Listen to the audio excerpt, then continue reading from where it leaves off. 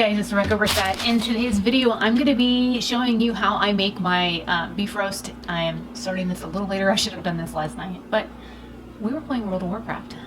So I have my meat, my taters, my onion, and a lot of the spices that I'm going to be using to make this. So I'm not going to be talking a whole lot through this video. And of course, as soon as I turn the camera on, the battery starts to flash red. So I will record until it shuts off, and then I will flip the battery out. Hopefully you guys enjoy this process. It is technically Christian Christmas Day right now that I'm filming this. So anyways, hopefully you guys are safe and well wherever you are, and I'm gonna go beat on my meat. I have YouTube on my phone playing. I'm watching a Lauren Bay beauty video, so I'm gonna be watching YouTube while I do this. Hey guys, it's Rebecca. I have all of this sped up ×2, and I went ahead and muted the volume out because I'm watching YouTube videos on my phone while I cook. I do try and show you all of the spices that I use, but a lot of it is like rosemary, and that's rosemary right there. I use sage and thyme, and that's sage right there. I use a little bit of red pepper. I use some beef bouillon. Yeah, there's the sage and the red pepper. Lots of garlic. I do a lot of garlic. And this is a mortar and pestle that I've had for years. This is actual smoke seasoning that I bought for another recipe like a long time ago. And I never ended up using it for the other recipe. So I figured, well, why not use it, you know, in this recipe? So I did. I decided I would use it. Just wanted to get it all open. And then there's the beef bouillon that I have. And as I've stated in other videos, clean as you go. Now, I like to mix the spices together and then grind them with my mortar and pestle, just because rosemary has a tendency to get kind of barky. Even if you're using like fresh rosemary, I mean, basically you're eating some sort of leaf. And it can be rather hard. So I try and blend it as best I can. And I ended up moving the little cutting, that little plastic cutting sheet over, because I kept like getting seasoning on the counter. And I just blend until everything looks the way that I want it to. And of course I've got, it's like a 3.5 to 4 pound piece of beef roast. I don't know if it's round roast or top roast or whatever. And then I use the bag that it came in, so I can just set everything down on top of it to cut down on transfer of things. And then there's this smoked stuff that I'm putting on there. Now, that little metal piece that I'm fixing to use off to the side is actually something I bought at a Pampered Chef party like years ago. I'm sure you can find other meat tenderizers. This one here is weird because the handle screws onto the top. And yes, I'm literally beating the hell out of this meat because you want not only the spices to get down in it, but it also helps tenderize the meat just a little bit. And I'm trying to pick up extra spices. I'm like, ugh. Okay, I got on my hands. So I went and washed them off real quick. I have a soapy sponge sitting on the edge of the sink just so I can run my hands through the soap and then run the soap on my hands and then rinse real quick. And, you know, I'm trying to evenly disperse. See, I'm hitting it so hard, I knocked my phone over. But you want the meat to be tender, and because I started this late, I should have started this like the night before. I ended up having to cook the roast at a high temperature for like 3.5 hours to get it cooked enough. And then I moved it down to low. This is a, you know, standard, you know, 7-quart crock pot that I'm using. Well, it's like a Hamilton Beach version of it, I do believe. Sorry about that. Some scammer trying to sell me auto insurance for my motorcycle. These people never give up. Okay, so as you can see, I am slowly adding the seasoning in a little at a time, and then Dad's out there harassing me, so I threatened to beat him with my meat tenderizer. And I'm trying to get the spices and stuff off, because of course, as I'm like working the meat, it ends up transferring onto things. And Dad and I are talking for a minute, but again, all of this stuff is muted out. I was like, hey, can you grab the lid? My hands are ew. So that's why he went and moved the lid so I could get it in there. And I had already started the crock pot. It was already on like high at that point. Oh, nope. Here I'm making sure the temperature's there. All right, so now we get on to vegetables, and I just add whatever was left of the seasoning in on top of the meat. And I guess my video stopped playing, so I am starting that again. I get into doing vegetables here in just a minute. I do not, if you notice, I didn't add any salt to any of this. No salt ever. I try not to cook with a whole lot of salt. Not only does it cause problems with blood pressure and cholesterol and all that kind of lovely fun stuff, but also salt can make things like tough. When you're cooking meat, whether it's chicken or beef or anything else, salt can make things super tough. And I'm looking for something and we can't seem to find it. I found something that my dad was looking for, but he was looking for something specific and he didn't know where it was. So I was like, but I think it's in this drawer. No, I think it's in this drawer. We were looking for the little blade for the bread machine. I had him get the bread machine down from the other cabinet in the other room. And normally when I cut onions, I do this in the sink and I run cold water the entire time I am doing this, because not only does it cut down on like the tearing effect that you get from the juices from the onion spraying into the air, but it also lessens how much, and the camera died. It stopped recording at some point and I was like, oh crap. So I ended up taking all the skin and stuff off the outside, and now we're just beating up the onion. I do it under cold water because it cuts down on how much the juices transfer into the air. It cuts down on how much stink ends up on your hands. And it just, I don't know, I find that it makes it easier to cut an onion under running water or in a sink with water. Now, the little taters, I have red potatoes and yellow potatoes. These are considered like new potatoes. And I'm just stabbing them with a fork so that they have some aeration holes in them, and then I'm throwing them in a hole. I think if I was to do this again, because I have another thing of 4-pound meat in the freezer, because I bought 2 just to be safe, to make sure that we had enough. I think what I would do is for the bigger of the like potatoes, the little yellow ones, I would probably cut them in half and just stick them in like that, because and that one looked like a little heart. That's why I showed it to the camera. I was like, look how cute, it looks like a heart. Yes, I'm fascinated by the smallest of things, but that's how things get interesting and life goes on, and it's always the small things that always keep me entertained. So I ended up coming in later and adding in other vegetables to this mix, because cabbage is usually the last thing that I add to help with moisture, and it gives you something else in there to eat. I totally forgot to add the green beans and the carrots until like halfway through cooking. I was like, ah, crap. So later on you'll see that I add those.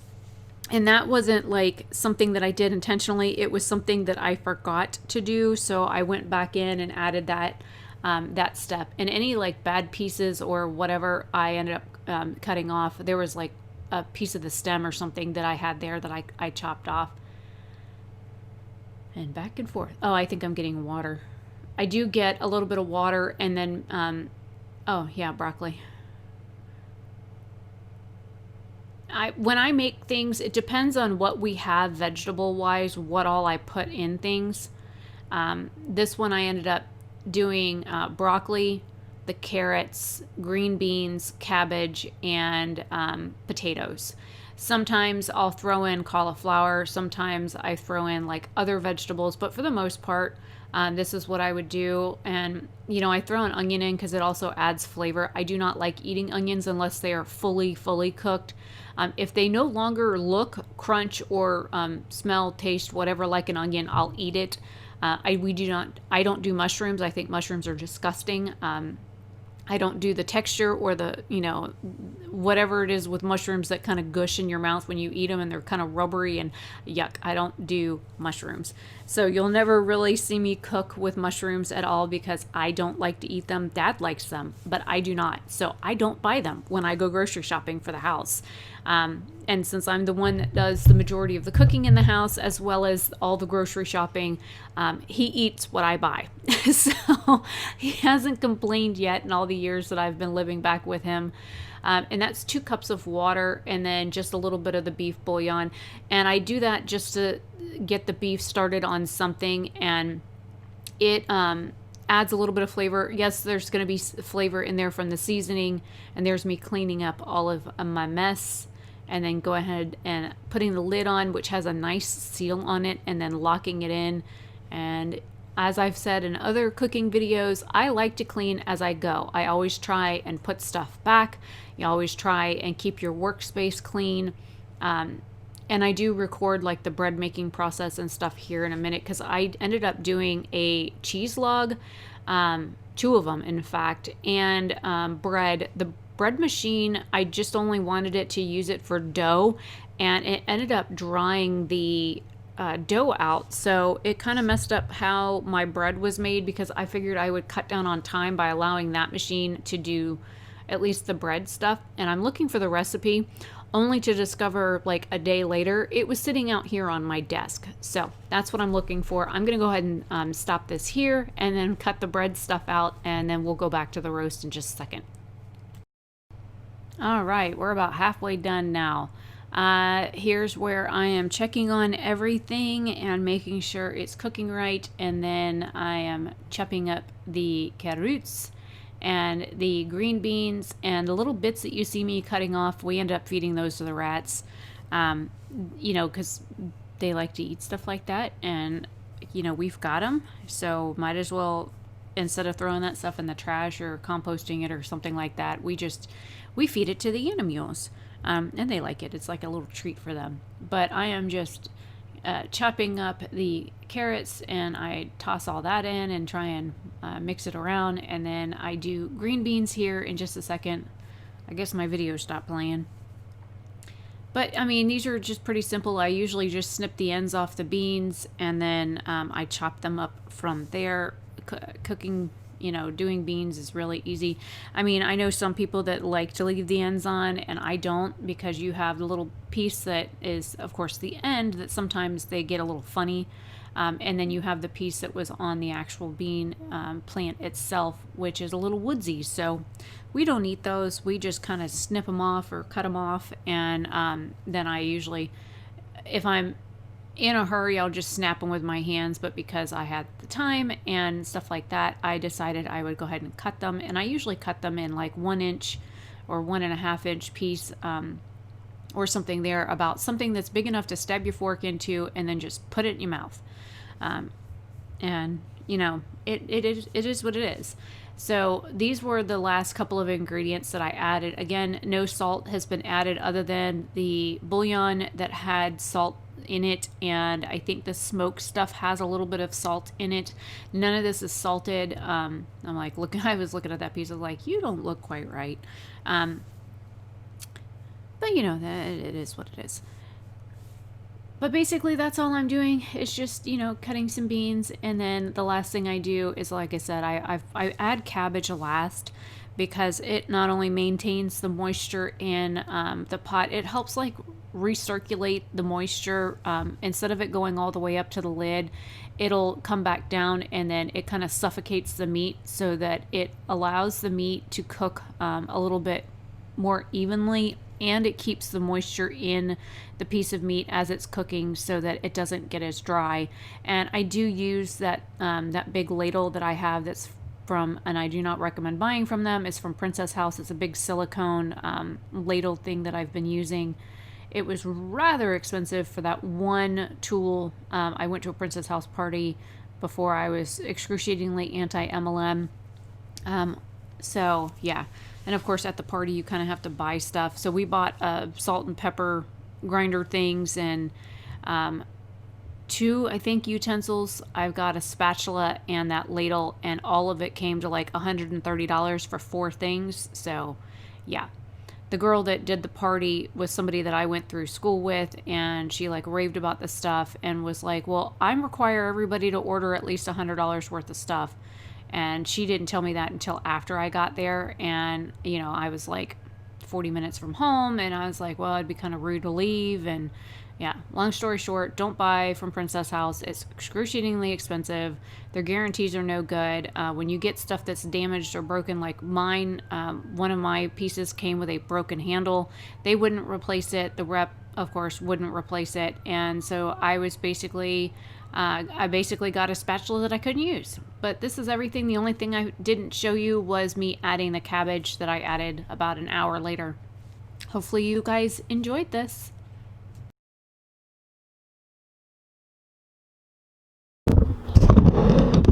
I totally forgot to start this before I cut up the roast, and I didn't take a picture of it, so anyway, so I've already got mine started. Now I just gotta get past the cabbage and stuff.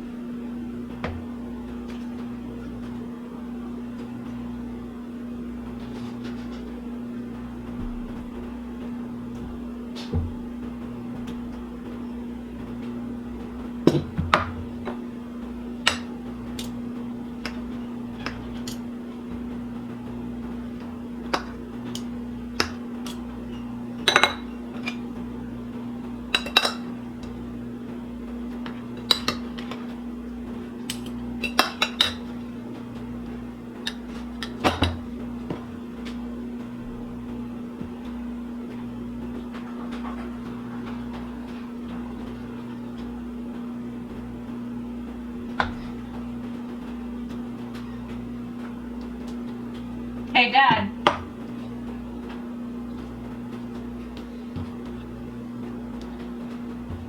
Well, the roast is tender enough to cut it with that, so I gotta turn it sideways, dummy.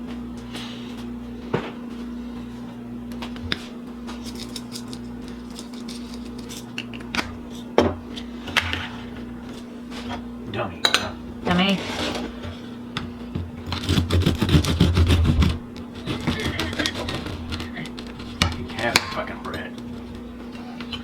Well, it's for the stuff, but I figured I'd use it to soak up juices.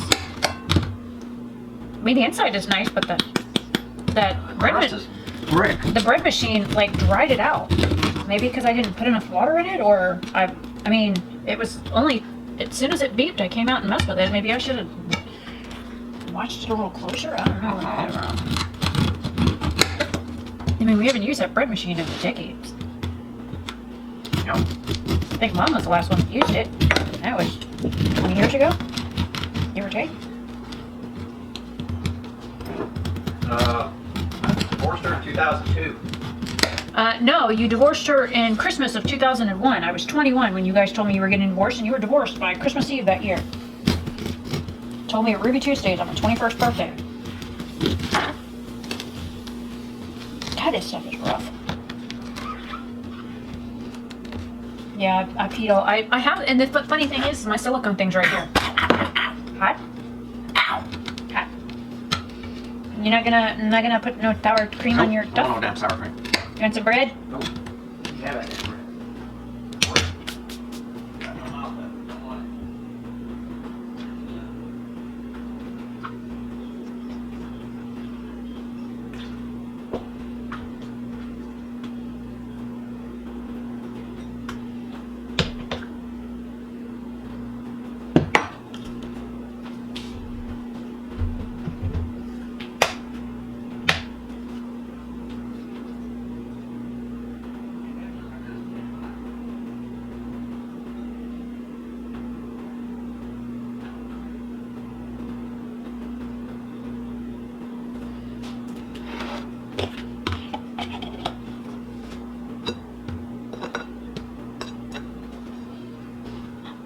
that is dinner.